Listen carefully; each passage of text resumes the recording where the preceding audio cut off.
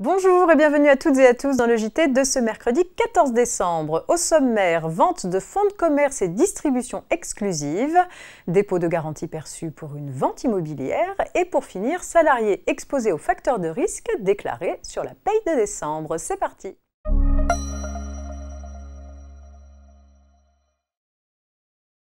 Un fabricant de cosmétiques concède à un distributeur le droit exclusif de distribuer les produits de sa marque en France pendant 5 ans. Moins de 2 ans plus tard, ce fabricant vend son fonds de commerce, la cession incluant celle de la marque.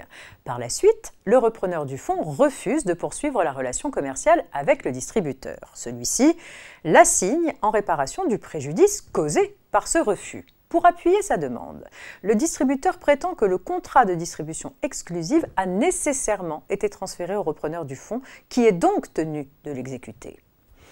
Il a tort. Lors de la cession d'un fonds de commerce, les contrats en cours ne sont pas automatiquement transférés, sauf le droit au bail, les contrats d'assurance et d'édition et les contrats de travail, mais pas les contrats de distribution exclusive. Dès lors, pour les juges, la vente d'un fonds de commerce comprenant la cession de la propriété des droits sur la marque n'emporte pas cession du contrat de distribution exclusive des produits de cette marque. Il aurait pu en aller autrement si le contrat de distribution avait été inclus dans la cession du fonds de commerce, mais il n'y était pas mentionné. Dans cette affaire, le repreneur du fonds n'est toutefois pas définitivement mis hors de cause. Les juges rappellent que sa responsabilité peut être engagée s'il s'est rendu complice de la violation de ses obligations contractuelles par le vendeur du fonds, ce qui pourrait être retenu s'il s'avère que le repreneur connaissait, lors de son acquisition, l'existence de l'accord de distribution exclusive.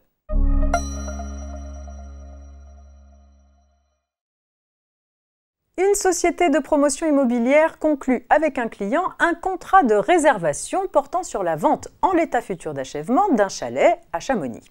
Elle perçoit à cette occasion un dépôt de garantie représentant 5% du prix de vente qu'elle conserve après inexécution par ce client de son obligation d'achat.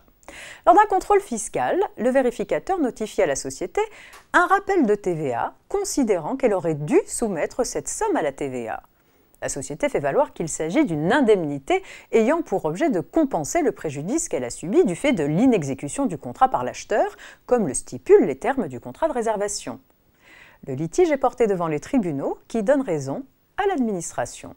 Peu importe la qualification donnée par les parties dans le contrat, la somme conservée par la société constitue la rétribution d'une prestation de service individualisable consistant en la réservation du bien au profit du futur acquéreur. Par conséquent, elle doit être soumise à la TVA.